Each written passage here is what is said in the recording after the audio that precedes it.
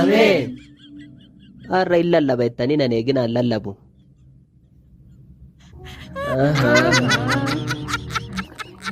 Sababni isaa manni kiraa na cannaqaa ani bakka saba kanaa bu'eetan warri mana kiraa natti bilbilanii na cannaqu dhufanii manaallee na waamu sinoomaa minda intinaa kennaan jirtanii buusii hin buustanii waan qabdan guurradhaa ta'u gara amantii barbaaddanitti deemuu dandeessu kanaan booda ani keessanirra adda ba'eera. Kennaa faarfannaa waan hin qabne faarfannaadhuma namaa qabatanii istuudiyoo dhaqanii irra deebi'anii hojjetanii itti faarfataa ta'anii viidiyoo irratti ittiin mul'atanii gabaa raajota sobduurra naanna'anii awwaara kaasaa oolu. Utuun dhalatee yaadaan kan qabdee.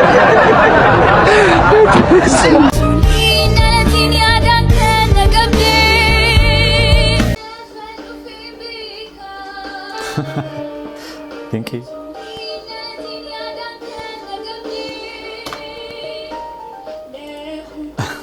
Faarfannaa kana yaadatu lafaan dhufeen beekaa toon hin dhalatiin yaadaan kan na qabdee seedheef jiru isheen immoo akkasitti faarfatte. Gama kootiin walda'anii isin itti himuu barbaadu deemaa waldaa akkasitti qabamaa jedhee isin gorsuu barbaadu tokko waldaa makaana Yesuusii, waldaa guutuu wangeelaa, waldaa qaala hiyootii, waldaa masarata Kiristoosii. Yoo yaashamaa akkam jirtu nagaaf jaalallee waaqayyoo bakka jirtan hundumaatti isiniif haa baay'atu. Kun YouTube channel Boonsaa Addisuu Guuteeti. YouTube channel kanaaf haaraa yoo taatan subscribe gochuudhaan maatii keenyatti dabalama. Viidiyoowwan yeroo yerootti nuti gadhiisnu dafee akka isin qaqqabuu fi mallattoo bilii banaa gochuu hin dagatinaa. Har'as viidiyoo reakshinii haaraatiin walitti deebinee jirra. Viidiyoo reakshinii haaraa keessatti wantoonni nuti barannu, wantoonni nuti itti koofallu bashannannu irraas of sirreessinu irraa of eeggannoo macaafni qulqulluun maal akka jedhu ija macaafa qulqulluutiin kan nuti ittiin ilaallu qindeeffannee bareechinee dhufnee jirra. Haga xumura sagantaa keenyatti waliin turaan affeerraa keenya jaalalaati.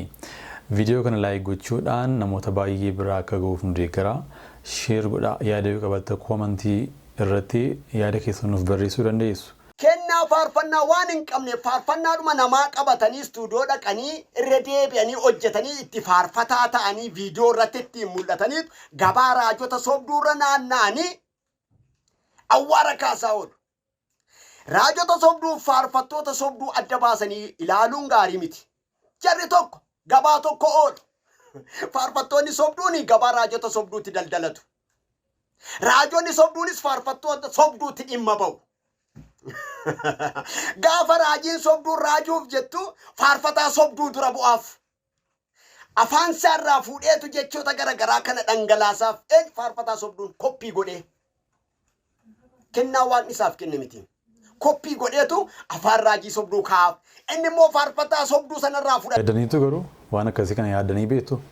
Waldaa raajota sobduu keessatti warra yookaan immoo warra sobanii raajan keessatti faarfattoota warra jireenya hin qabne warra kennaa faarfannaa sirrii hin qabne garuu faarfataadha ofiin jedhanii waliin akka isaan qindoomanii hanna hatan akka isaan qindoomanii saba kana gowwoomsan akka isaan qindoomanii hoolaa gidduu dhaabbatanii bifa yeeyyii yookaan qaama yeeyyiitiin mul'atan. Tariitii yaadanii beektu isinitti mul'atee beekaa? Dhiyoo kana intarviyuu irratti faarfataa sobduun jiraa kan jedhu dhageen ture. Namnichis gaafa deebisu maal jedhaa faarfataa sobduun jira kan jedhu macaafa qulqulluu irra hin jiru jedha. Daayireektilii jiraachuu dhiisuu danda'a. Akkuma raajii sobduun jiru barsiisii sobaa jiru akkasuma faarsaan sobaas jira jechuudha. Kana jechuun maal jechuudha? Nama kennaa hin qabne nama akkeessuu jechuudha. Nama kennaa faarfannaa hin qabne. Nama hafuura qulqulluu wajjin waliin beekne garuu immoo sagalee waan qabuuf qofa fakkeessee kan faarfatu bu'aaf kan faarfatu ittiin jiraachuudhaaf waa argachuudhaaf kan faarfatu jechuudha. Sana tajaajila sobaa sana raajii sobaa sana barsiisa sobaa sana deeggaraa jira waan ta'eef innis faarfataa sobaa jedhama jechuudha. Akkasii yoo hiikanni gaarii ta'a. Raajii sobaasaa afarsa. Akka kanaa walitti afarsaa oolanii galu. Saba joonjessaa oolanii galu. Bu'uura irraa bade. Waldaanis bu'uura irraa amma karaa irraa goreera wanti hundumtuu wanti karaa irra jiru hin jiru. Faarfataa eessa jirtaa? mee gola jirtanii dubbadhaa.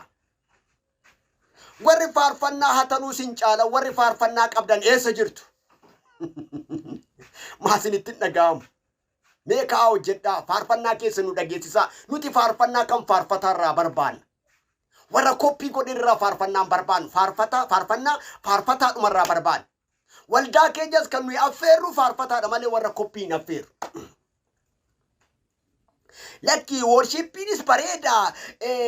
Warri akka kana worship godhani bareeda. Saba dammaqsu. Abo nama dammaqsa hafuura waaqayyootu nama dammaqsa. Maal taate jaarsa waldaa? Maal taate geggeessaa waldaa? Eessatti irraa gorte firako maal taate? Hafuurri waaqayyoo nama dammaqsu taanaan namni nama dammaqsee naanni galee raftaare. Namichoon galaa si biran taa'u moo qaxarachuuf. Waldaa sirriin kan isheen qabaachuun irra jiraatu kan isheen barbaadusi barsiisa sirrii osoo waldaan kiristiyaanaa qabdu raajii sirrii isa macaafni qulqulluun deeggaru faarfataa sirrii isa kennaa faarfannaa qabuu fi jireenya hafuura qulqulluutiin guutame jiraatu kan isheen waldaan barbaadu jechuudha.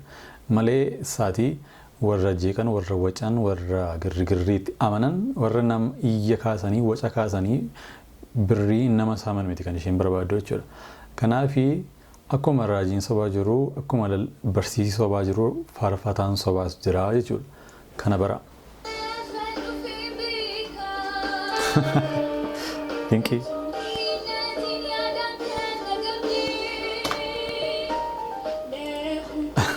Faarfannaa kana yaadattu lafaan dhufeen beekaa toon hin dhalatiin yaadaan kan na qabdee seedheef jiru isheen immoo akkasitti faarfatte.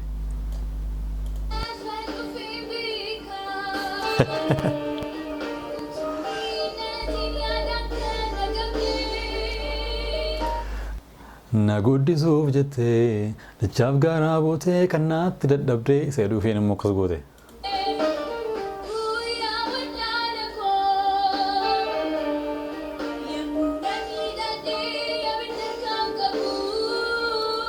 Guyyaa wallaala koo yemmuu nanee xaddee abidda harkaan qabu.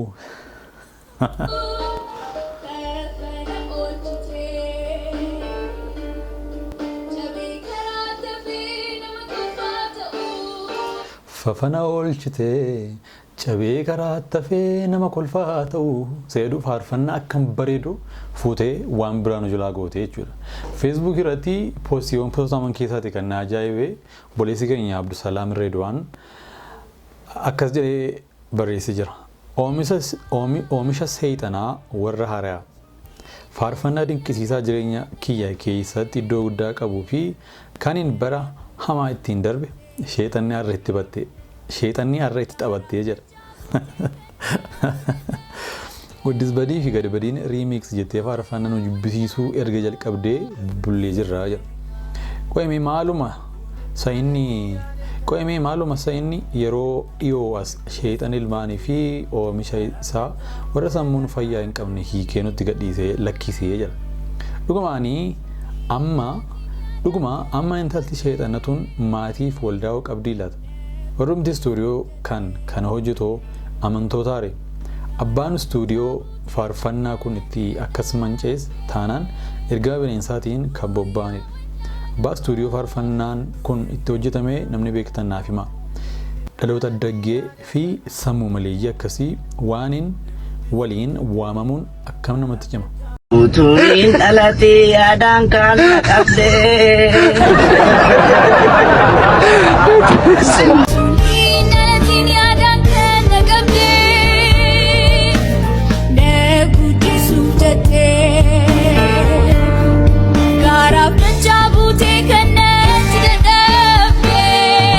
Remix.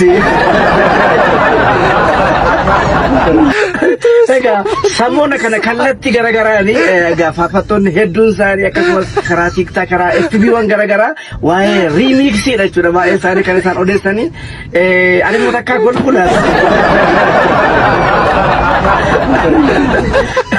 Dhugaa dubbachuu fi namarratti badaa viidiyoo hojjedhee hin beeku hojjechuufis natti hin tolu garuu remixii obboleettii tokko baay'ee sammuu kotu. Egaa riimiksiin baay'een ta'eera akka riimiksii kana kan seeraan hojjetame jira jedhutti fakkaatu. Egaa baay'een keessa ittiin gaddaa ittiin aaraa jirtu egaa immoo kolfaan jira jechuudha. Maal goona ree bakka amma kolfinee madarbuu wayya malee waan goonuun qabnu an amma kanan kolfaa jiru obboleetti makaratan kolfe baay'ee humnaa ol jechuudha. Utuuniin dhalatee yaadaan kan dogoggora guddaadha kanatti dogoggora. Waaqayyo sitti araaramu malee dhugaa waaqayyo illee kana sirkaan fudhatu dhugaa sirkaan fudhatu. Walumaa galatti faarfannaa namaa istiidiyoo deemanii dhaqanii hojjetanii dhaloota bira geessisuun sirrii miti bakka. Hafeera bakka amma hafeera. Sirrii miti. Yoo immoo faarfannaa abaluun jaalladha jettani maali tiktookiidhaan hojjetaa rakkoon qabu bar faarfannaa saba nadhaati hojiin hojjeta. Sagalee masaa irratti jechuudha sagalee masaadhaan rakkinaan qabu bar kun. Amma utuma akka barbaade ta'ee jechuudha. Faarfannaa namaa riimiksii gootee hojjette akka faarfatu tokkotti of lakkoo jirta yoo ta'e jechuudha. Kannaa ta'u. Ameen. Har'a hin lallaba jettanii nan eeginaan lallabu.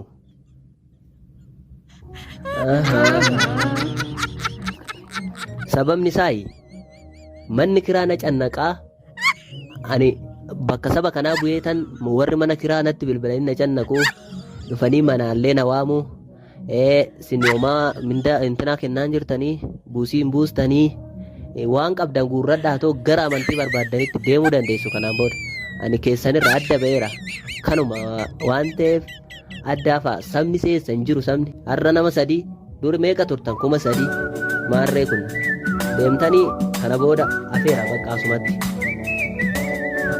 Otuun deemin reen gaafa sitti kenni naaf fidi.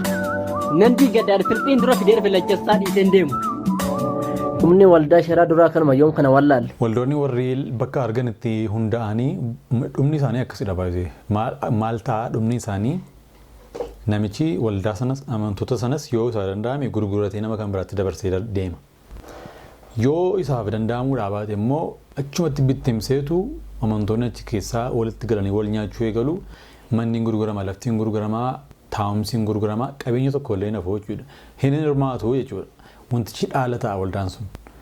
Waldaa akkamiitu akkas ta'a waldaa dargaggeessi kan gorora isaa liqimsine kan barumsa amantiin baranne kan hannaan maqaa hannaatiin dhufu kan raajii sobaatiin birrii hatuu bare kan waan kan biraa irratti abdii dhabee dandeettii hojii hojjetee buluu dhabee hanna maqaa tajaajilaatiin maqaa wangeelaatiin sobee amantoota hatuu bare akkas ta'a jechuudha dhumni isaa.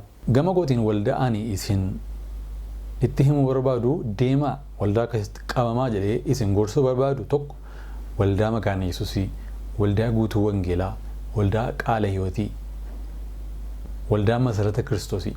Waldoota akkas akkasitti qabamaa yoo isin danda'an. Kanaa achi dargaggeessi abbaan barbaadee isinitti taphataa jechuudha. Dargaggeessi abbaan barbaadee isinitti taphata isinitti qoosa. Kanaaf waldoota akkas bubbulan waldoota akkas barsiisa sirrii qabanitti qabamaa. Kanaan achi warra yeroo hundumaa itti qoosame taatu. Kun gorsa koodhaa wanta naa galeedhasii jechuudha. ይህ ጫንጮ ላይ የሚደረግ ሰልፍ ነው። ሰላም ፈላጊ ማህበረሰብ፣ ሁሌም ሰላም የሚናፍቅ ማህበረሰብ፣ ለጀግንነት ሁሌም የሚታወቅበት ማህበረሰብ ዛሬ ወንድሙ በሚገድልበት ጦርነት ምንም ማድረግ አንችልም ሰላም ስጡን እያለ እየጮኸ ይገኛል። ተወላጆች ነን፣ አዳጊዎች ነን፣ ስርዓት አዋቂ ማህበረሰብ ነው። ነገር ግን ሲመሽ የሚሳቀቅ ማህበረሰብ፣ ሲመሽ ችግር አለ ብሎ የሚጮህ ማህበረሰብ ነው። ታዲያ ይህ ማህበረሰብ ነው አሁን ላይ ሰላም ስጠን ወንድሙ የሚገልበት ጦርነት ልክ አይደለም እያሉ ያሉት። ማንኛውም ወጣት በብሔር ሰብል ላይ ወጣችሁ ከኛ ጋር ወደ ፈጣሪያችን ልትወዱልን ተቀላቀሉ። የፖለቲካ ተቃውሞ ሳይሆን ሰላምን ለመጠየቅ ነውና ከእኛ ጋር ሁኑ። ዋጋ ገዳ ሸነኒ ዋጋ ኦዳ ሸነኒ ዋቅቱሉ ሰደተኒ ዋጋ መልካ ጃኒ ዋጋ ቦኩ ሸነኒ ዋጋ ለንገ ሸነኒ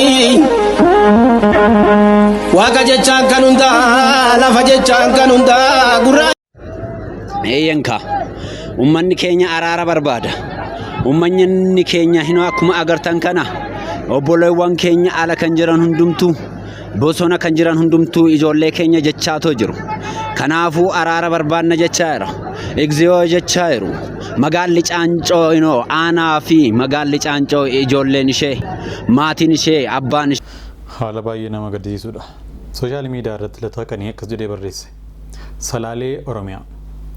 Ni dadhabee ni gameef bahee galuu hanqate qotee galchuu hanqate gootaraan isaanii one qe'een isaanii diigame dhalatti dhabe manatti dhabe kormaa fi ameessatti dhabe hunda caalaa immoo abdiitti dhabe abdii nageenyaa abdii jireenyaa waraanni Salaalee fi Oromiyaa guutuu keessa taasifamaa jiru uummata keenya guddaa gidirse gidiraa hin safaramne hidhaa ajjechaa saamicha mee dubbadhaa qe'ee eenyutuu hin bo'in qe'ee eenyutuu hin diigamin maatii eenyutuu hin rakkatin nagaa jedha uummanni nagaa jedha uummanni nagaa barbaanna nagaa nuuf buusaa jedha haada nu galfachiisaa jedha Salaaleen farda luugamee qotiyyoo camadee qolee ijoolleerra waanjoo kaa'ee marga jiidhaa qabatee daandiitti ba'e waaqattis namattis iyyatee nagaa jedhe Oromiyaan nagaa dheebotte waaqayyo uummata keenyaaf nagaa haa buusu